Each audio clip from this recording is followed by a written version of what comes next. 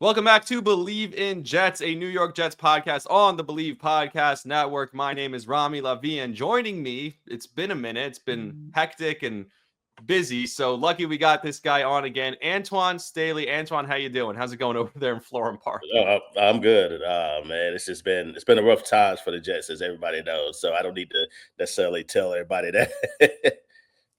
No, you don't, but there's still news coming out of the building, so we'll get to all of that, of course, because you are the eyes and ears on the ground. You are in the building. So I want to start here, and we were just talking about this offline, but as bad as you could have thought the season would go, I thought the minimum was they have 8 wins going into the last 2 weeks of the season, and they lose to both Buffalo and Miami, and they miss the playoffs at 8 and 9, and that's how they fall apart. That's like what I thought the worst case scenario was.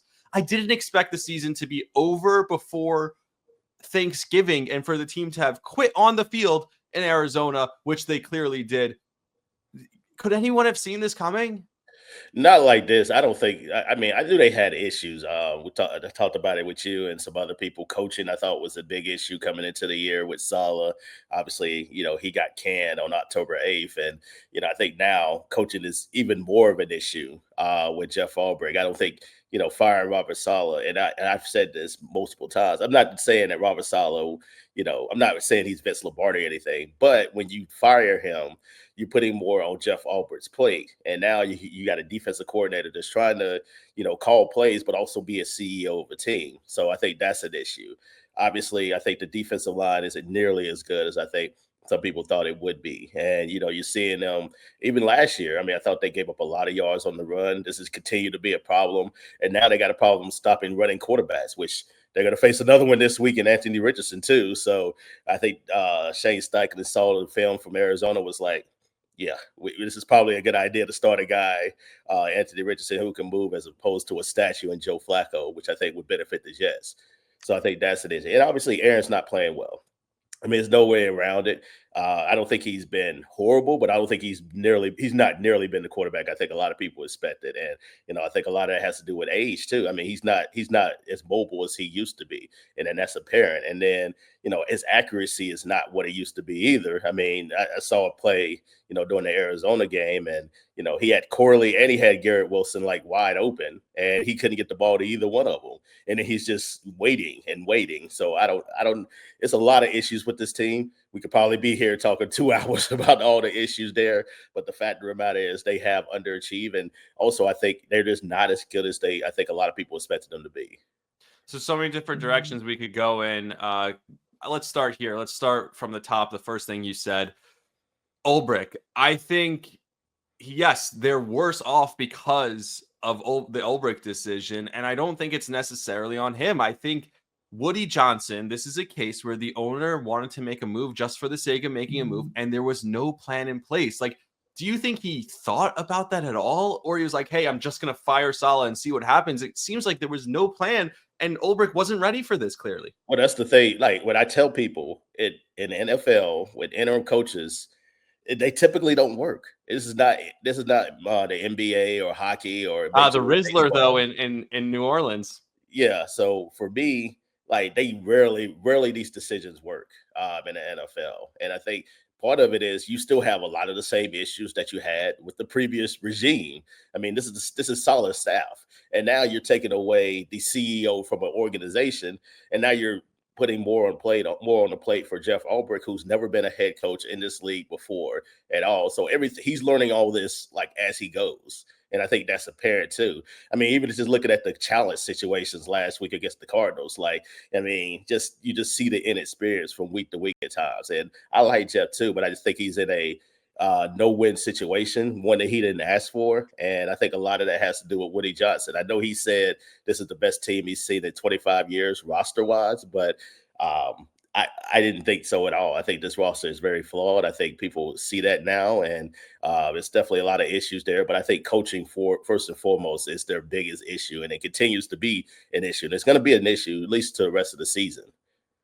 So you mentioned that the team, it's pretty much the same staff. So one thing that's a little bit surprising to me is that and maybe this is not surprising to you, it feels like Jeff Ulbrich is now mimicking Robert Saleh. It's the same thing. We saw a fiery guy on the sideline in San Francisco come into New York and all of a sudden be subdued and talking in like keywords and code words and different phrases that seem to be premeditated and just didn't feel natural. That's what Robert Saleh turned into. And all of a sudden, that fiery guy from the sideline in San Francisco was gone. The same thing with Ulbrich. He was this fiery DC on the Jets, and then all of a sudden he becomes the head coach. And he's following the same model. Do you see him doing the exact same thing, almost following to a T what Robert Saleh did? And why is he doing that? Wouldn't he have learned, like, that's what got the last guy fired? Maybe I should change it up a bit. I don't think it's intentional. I just think that they're surprised that they're not winning. So when you're not winning and then you're getting your doors blown out, like against a team like Arizona, the game was over in the first quarter. Like, let's just be real about that. And Oh, I mean, and I just if think Sauce that makes that tackle, and I know he said, "Oh yeah, sure, it was that was the biggest play of the game." I know he went at Rich Cimini online for that, but yes, if Sauce makes that tackle, the Jets get the ball back, down one score, it's a different game. I'm telling you, yeah, they they still drove might have down right lost. down their throat twice. They just had to settle for 2 field goals. They get the ball back 14-6. It changes the game. Yeah, Don't tell me you can't they tell me it probably doesn't. still lose, but yes, they Yeah, definitely you're still in the game. You have momentum at that point. And then you have a different we talk about the energy. I mean, it's been, talked about it ad nauseum, a whole lot about this team's energy, but it changes the complex of the whole game. And then you have energy. Then you have a bounce in your step. When you're losing, you're not going to have bounce in your step. Whether you talk about the coach or players or whatever the case may be. So yeah, to your point, yeah, he definitely could, be a little bit more energetic for what he's typically is. But when you're losing, when they've lost 6 out of the last 7 games, so that's not fun to Aaron. I don't even think Aaron's having fun right now. Although he say he wants to come back, but he doesn't look happy to me. To be honest with you, I don't yeah, think a lot of no, people on he that doesn't. sideline do. Let's get to Aaron for a second. You said he's not playing great. I agree. I don't know how much of that is coming off the injury and age and all that. The other aspect of this, though, is he's playing well enough that you feel like if he gave you this level of play on last year's team, they would have made the playoffs. Don't you agree? I think so. I believe so. At least I think they would have probably got to about 9 wins. I don't know if they would have made the playoffs, but I think, had the defense continued to play at that level the entire year, minus And the the special teams, because don't forget, if they make some kicks this year, they're probably, and I hate to speculate, but they're at the very worst 5-5, possibly 3-0 in the division if they make some kicks early in the year. possibly, yeah. Like I hate hypotheticals, but yeah, I know, I think but they're right there. These are not like, we're not doing mental gymnastics here. You miss 2 kicks and an extra point against Buffalo in a game you lose by 3. You miss kicks against Denver. New England in a game that you lose by a couple points. Also, the same thing in Minnesota and against Denver. It's not mental gymnastics to say that they probably win. I'm asking for 2 out of 2. those 4 They games. probably win 2 of those games, Yeah. possibly, yeah. So, yeah, I definitely think I think they would have got closer. I don't think 10 wins 10 wins would have you had to get 10 wins to make the play. I I don't know know, if but it's like five and that. five right now, Yeah. going into Indianapolis and then a bye, you think you still have a season. It's Oh, not yeah. that the season's dead. Oh, It's a yeah. big difference. Oh, yeah, for sure. Like, yeah, Even I'm if not they end in the same spot, and maybe I'm wrong about this, but even if you end both seasons end at 8 wins, I think being 5-5 and ending at 8 wins is different than your season being dead and the team looking like they quit in Arizona in November, early November, well, yeah, I mean, it's 2 ways to look at it. I mean, you talk about 2 years ago where they when they went collapsed. 7-4, Yeah, and then they lost 6 straight to end the year. Is that Salah in should have been fired then, by the way. I'm sorry. That's when this is the problem. And I go back to this. They talk so much about accountability. I think 2 things prove the lack of accountability for this team. When you start when you start, what was it, 7-3 that 7-4? year, 7-4, and Yeah. then lose 6 in a row, and there's 0 repercussions from it. That's a lack of accountability, sets a tone in the building, and turns those players. Why do you think Garrett Wilson and Sauce Gardner are loser players? Because they were taught that it's okay to lose. They were taught that here. They weren't taught that at Cincinnati or at Ohio Ohio State. State, right? Like they were taught that here. And Well, the that's same my thing, thing too. Like, if you're gonna fire Solid, you should have did it last year. Like, and I thought that's it the should have other been. point. Saying a mulligan, that's another thing. That's Yeah. also like that is You a loser you don't mentality. And so fire you don't fire coaches like that mid-season. You knew what it was, and after 5 games, exactly. like, yeah, that's not enough time. Like, you knew what it was anyway, but they chose to give him a mulligan. Woody gave him the vote of confidence on Christmas Eve last year, which I thought was strange, to be honest with you.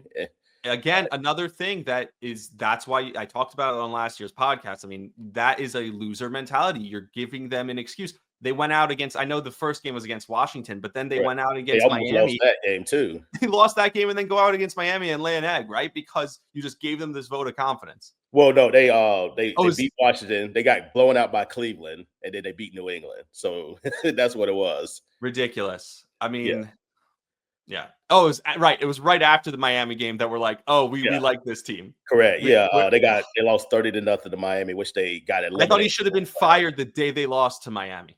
Yeah, it wasn't the fact that they lost. It was kind of the way that they lost. They were They never didn't show competitive up. in that game. Yeah. They were never competitive in that game at all. And that should have been and whatever, should have, could have, would have. So Aaron Rodgers wants to come back next year. How does that look for a head coaching search? Who wants to come here and coach him? They still have to draft a quarterback in the first round, I think, right? No matter what. Or second And, one. what was that? Or second round, one or the other. Here's the thing with Pollard was drafted one in the first round. Depending on where you are, you're not getting Sanders, you're not getting Ward. So you can probably, unless you're in the top 5, which I mean they could be, but I don't think this team is going to be bad enough to do that. So I think they probably draft somewhere in the 10. I didn't think they'd be bad enough to be 3-7 though. Touche. But if you're not able to get those guys, those are the only guys I feel really comfortable with in the first round grade. Now you're talking about Drew Aller from Penn State, Garrett Mussenmeyer from LSU there. You're talking about that crop of guys. So maybe lower tier first round, second round picks potentially. So I think that's what you're talking about. And I think those guys need to sit for a year. So yeah, either way, whether Aaron likes it or not, you got to take a quarterback. I know a lot of people talk about Jordan Travis, but you think about this, you're going to have a new regime come in. They didn't pick Jordan Travis. Right. He's just going to be on the roster. Now, it's good to hold on to him, but they're going to want their own guy too. So keep Jordan Travis, get a guy, another guy in addition to Aaron, and then they're probably going to run it back for one more year just to see. The problem is people at Aaron's age don't get better. They get worse. Like he'll be 42 next year. So what is that going to look like for this roster? Here's my theory on Aaron Rodgers saying this, because he never talks about his future in season. So you can tell me if I'm way off on this. He never does. He's never done this where he talks about playing in the future in season. Here's my theory. He needs to be the center of attention always. We know that. Last year was about, I'm coming back. I'm coming back. This year, there's no reason to watch or talk about the Jets anymore. But if he starts playing well, and he said he wants to come back next year, then he all of a sudden becomes a conversation, right? It's like, he actually looks pretty good. But either way, now you have to watch to see how he plays. Now everyone's interested. Let's see how Rodgers plays because he wants to come back next year. Can he start playing better? Now he's gotten everyone interested again. He's made himself the center of attention again. So to me, it was just Rodgers putting himself in the storyline and the headlines again, in the spotlight. I don't know if that's made up, but one more thing too, like the Jets have an option too. They could cut him if they wanted to. It would just put them in a bad cap situation, which I know. But what's funny is Denver set a precedent with that, where right with Russell Wilson. But what is the Jets' other option? What are they going to do? Trade for Kirk Cousins? Here's what you can do. And I detailed this too on Twitter. What you can do is just take that cap hit full on next year. Just deal with it. You want to keep Tyrod Taylor, keep Jordan Travis. You draft just build the team around the quarterback. Then if they suck for a year, draft Arch Manning 2026. Insert him into the Jets, and then now you got potentially your quarterback for the future. You could do it now. You're thinking, yeah, I like that. So, I like. So yeah, I think that's an option too. They don't have to hold on to him, but I think with Christopher Johnson probably going to assume control at some point, probably in the spring, and then Woody's going to choose the head coach and general manager. Then I think they're not going to want to rebuild, at least not yet. So they'll probably run it back one more year. But for me, that's what I would do. I would just say, you know what, especially with Jordan Travis, because then you can see what he is. If he's not that guy and he's completely healthy, then you can say, okay, we need to do quarterback and then move on from him and, draft your guy in 26. To me, that's another terrible decision, though. You wonder why franchises stay down for as long as they stay down. It's not because of a curse or because of a same old Jets or anything like that. The reason franchises stay down for a long time is because of bad decisions and Correct. Not going for a rebuild and saying, hey, let's run it back, which now means you have to find a head coach and GM who want to run it back. So you're limiting your options. You're probably hiring guys that aren't the best candidates because who the hell wants to just run it back? No one's going to come in here wanting to take on someone else's mess, which is essentially what they'd have to do. Yep. And that's how bad franchises stay down, because that's exactly what the Jets will do. And somehow next year will look even worse. And then you still got to restructure Devontae Adams' contract too, because he's not coming. You're not paying him $35 million next year, so No. that's an option. Like you're gonna have to figure out what to do with that too. Well, no, I think they will pay him. I think they're going to bring in they're going to bring in a staff that wants to just run it back, and that includes Devontae probably, which is Yeah, but I think they're gonna restructure the number. yeah, okay, that's They fine, have but to. still.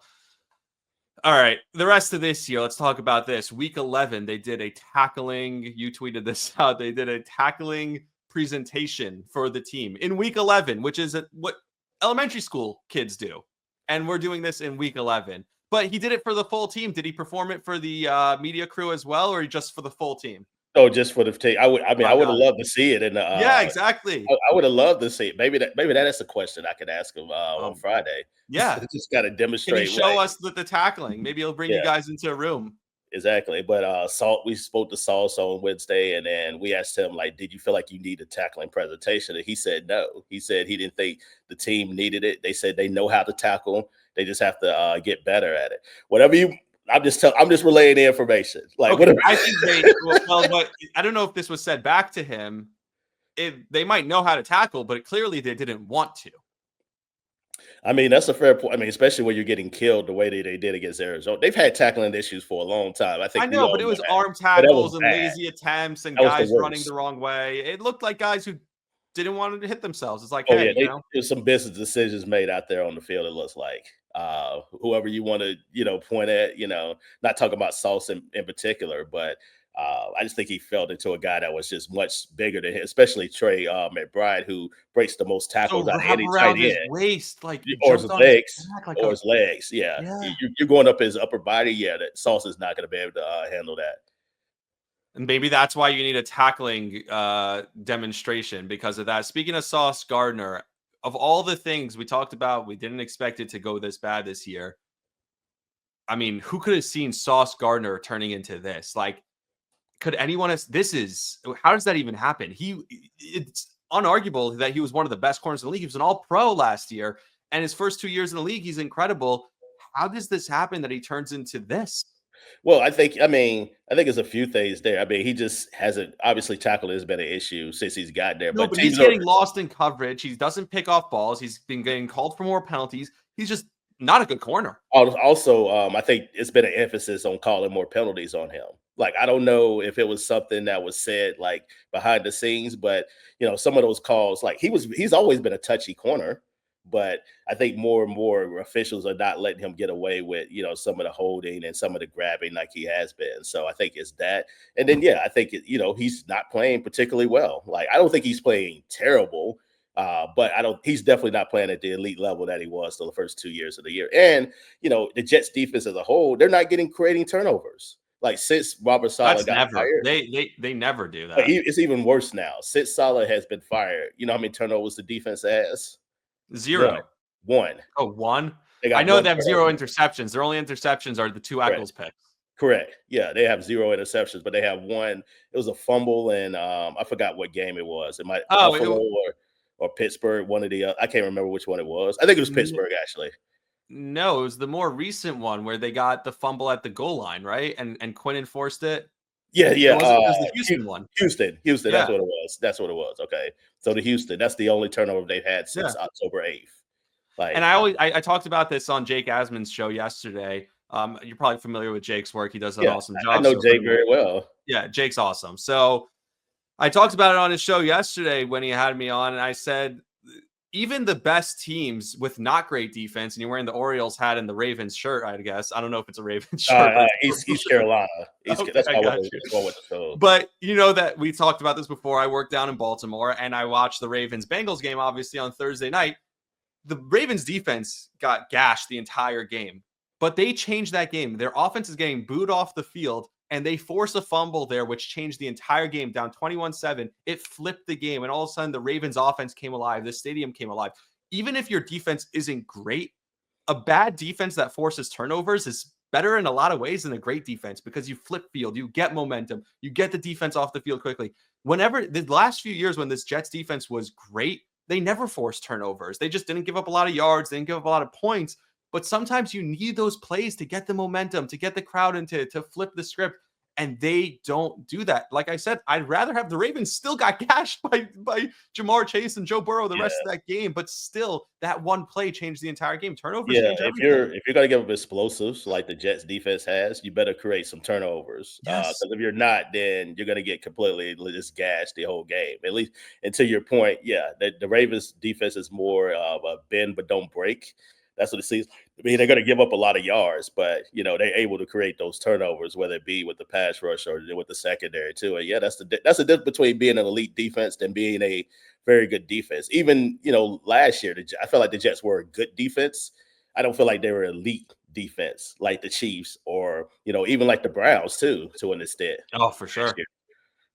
Yeah, that was Joe Flacco was throwing his picks last year. A lot of people like to paint, oh, Flacco was incredible. He still threw the Flacco picks last year. It was just that the defense forced so many turnovers also. So they were pretty much even in the turnover battle. And that's what ultimately led them to go on that run. Flacco was good enough, but he's not good enough to start this week, according to Shane Steichen. Like you said, if there's any week the Jets should force turnovers, it should be against Anthony Richardson. But like you said earlier, Shane Steichen originally called Flacco the starter this week. And then he probably watched the film and was like, screw it. I'm starting. If there's ever a soft landing spot, which is crazy, if I would have told you at the beginning of the year the Jets would be considered a soft landing spot for a struggling young quarterback, I mean, I don't think any of us would have been like, really? The Jets defense? But yeah, they can't stop the running quarterback. So now Anthony Richardson, he has one job. His whole job on Sunday, don't turn the ball over. You could run around, you could scramble, you could do whatever you want. Just don't turn the ball over. That's your only job. Now, Will Levis had that job too, and he ran around on the Jets defense, but then he turned the ball over, made a couple of boneheaded mistakes. What do you expect to see from Anthony Richardson? Because I expect him to run all over this team and not make the mistakes. It's not only just that, but Jonathan Taylor. Jonathan Taylor had a really good game against the Bills too, as well. So you're facing that two-headed monster. And if I'm the Colts, like I'm running a lot of option plays, and then trying to get the Jets defense off guard too, because we've seen it with guys like Michael Clemens, who I was about to say Michael Clemens has never, whenever there's an option play, he never knows who has the ball. He'll always run to the wrong guy every single time. It's almost he should almost Kyler Murray bootleg last week. Like I was just like, what is he doing? Like he's a practice squad player, and I hate to say it because people seem to like him. He is the worst player in the league. Yeah, it's the same mistakes all over again. When you talk about Josh Allen at the end of the game, Buffalo game, where he's going to run the ball. Third down, the Bills are going to keep the ball in their best player's hands. So you better make sure you know where Josh Allen is at all time. And he got lost, and of course that was the end of the game. Kyler Murray had the Jets defense walking on eggshells and on roller skates. Like they had no idea what to do. Do they blitz them? Do they not? Like they had no idea. And I think that's why you see it with Steichen there. If they can't stop Taylor and Richardson, it's going to be another long day there, especially considering their tackling issues. Because Aaron can talk about how this team can score 28 points or whatever the case may be, but they have not shown that on a consistent basis. And until they do that, then I think this team is going to be some big time trouble, especially the teams that they're facing later on who can run the ball. Just about all the teams that they're facing the rest of the season can run the ball pretty well. So they better get it together pretty quickly, or this thing can continue to get spiral out of control. What was sad about the game last week in Arizona was not that you think when a team's running the ball down your throats, they'd have crazy time of possession over you. They didn't. The Jets were almost even at the end. Even at the end of the game, it was almost even time of possession because the Jets were putting together these long drives. It was how quickly they were running the ball on them. They were gashing them for chunk plays on the ground. Like first drive, like the James Conner play. 4 plays. It would have been 3 if he doesn't step out of bounds, right? And then you talk about Clemens and Kinlaw. They're each good for a penalty a game too. So it's just it's so many mistakes compounded by more mistakes. This week, they decided to change it up again. And what do you think about this? The players must hate this. Practicing in pads 2 days in a row. It's the end of the season. They're already tired. They just want to get to the bye. I don't think the Jets are winning this game because I see the Jets are probably going to come in there on Sunday and just be like, just get me to the bye. We're at the bye already, right? They're going to be looking ahead. They're not going to want to tackle. We just practiced in pads all week. We're tired already from that. I think that might be a mistake, but I don't blame Ulbrich for trying to try something, but there's nothing left to do. I think this team's going to get wall at this point. Yeah, but the wall. the guys must hate that, right? They must hate practicing in pads. I mean, not so. I think in the summertime they hate it a little bit more, but I think now, like especially when you talk about the bye week and you kind of see that, like, yeah, we're getting a little bit of a break there, and it's been a long year, so I Finally got imagine, cooler in New York though this yeah, week. yeah, well, yeah, it's definitely chilly, but yeah, I mean, they probably don't like it, but it's you only pass like 14 practices throughout the course of the regular season, so you have to spread it out throughout the course of the year, so they know it's coming, like they know they have to do it, but yeah, it's definitely tough on the players for sure, especially coming in a game where you have to win, or it's probably. I mean, they're not going to make the playoffs now, but like if you lose, like it's completely over. Like it's your season's done. Well, I think it is completely over. Somehow, I don't know why the sports books keep doing this. Jets are 3.5-point favorites again on Sunday, and you can check out those lines and all other lines at Bet Online. Bet Online is your number one source for all your gambling needs. And by the way, after the game, I don't know if you knew this, Antwan, but when you need to relax after the Jets game because they just are mind-bogglingly stupid, you could go to Bet Online and play online poker or blackjack or slots games. So it's pretty fun. Go to Bet Online. Today, the game starts here, and they're 3.5-point favorites at home on Sunday, MetLife Stadium. The game changed to 1 p.m. Thank God. What are your predictions for the Jets game on Sunday? I picked them to win reluctantly, just because I think I'm doing it reluctantly because I think they have to win this game. Like I I've really been saying that for weeks, though. I, They had to beat the Patriots. I didn't think they beat the Colts the Cardinals last week because I thought it I, was just a bad matchup. Like I I didn't didn't think so know either, but I thought they'd beat the Patriots. the Patriots. Oh yeah, well I thought the Actually, it's Patriots not true. I picked the Patriots, and I picked the also Patriots to cover the spread, but I thought the Jets would win. yeah, that's fair. I picked the Patriots. I picked the Jets against Houston. I said they'd win by 2 scores. They I did. thought I thought they would beat Houston too because I thought they have a good match. I thought it was a Yep. bad matchup for Houston, and they came in injured. So I Yeah. was like, that's the game the Jets are going to try to get right on. Oh, for sure. And then I picked Arizona. So what do you got this week Yeah, with I'm the gonna I'm final gonna four I'm gonna predictions? pick the Jets reluctantly. I think it's gonna be another close game. Although last week was not, but yeah, I think they'll find a way to So you pull it like the out. three and a Maybe. half? Yeah, I'll take it. I don't feel good about it. Like I'm not telling people to bet on this at all because No. but I think they find a way to win. But I do not feel good about this at all. I'm gonna go Colts money line. I'm actually gonna look it up. What's the odds for Colts money line? Because I just don't see how this Jets team they just can't stop running quarterbacks. They can't stop the run. Everything we detailed, and I think, like we said, they're going into the bye and they just want to get through the bye and get on home and go home for the holidays and whatever. Vacation. I think they're done. I think this team has no willpower. So plus 168, you could get the Colts on the money line, make a little money there, make a little scratch if you put down some money. Get plus 168 odds. I think this is going to be the soft landing spot. Richardson's going to want to prove something. He's going to run around. I don't think he's going to throw it more than 18 times in this game.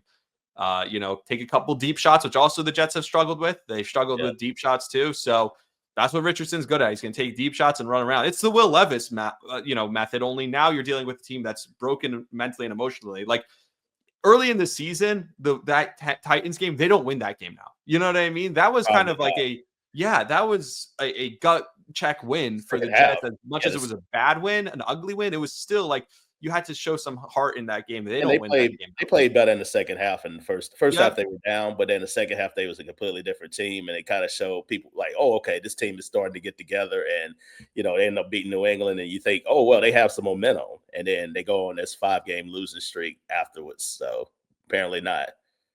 Well, Aaron Rodgers said earlier in the year, how we handle success is going to be the biggest test. Well, they went on a 2-game winning streak and then lost 5 of their next or 6 of their next 7.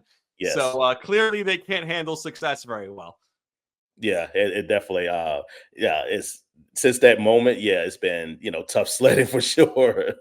I'd rather watch Aaron Rodgers because I told you this before the season started. I love Aaron Rodgers. I'd rather watch Aaron Rodgers succeed elsewhere than watch him be swallowed into the vortex that is the mess But of the New who's York gonna who's gonna Jets. take him on at this point? That's the thing. Like you got an aging quarterback. I don't Like care. I saw it with Brett Favre. I saw him go elsewhere and all of a sudden go take a team to the NFC he didn't Championship. look like this. No, Like he it's did not true. look like this. Yeah.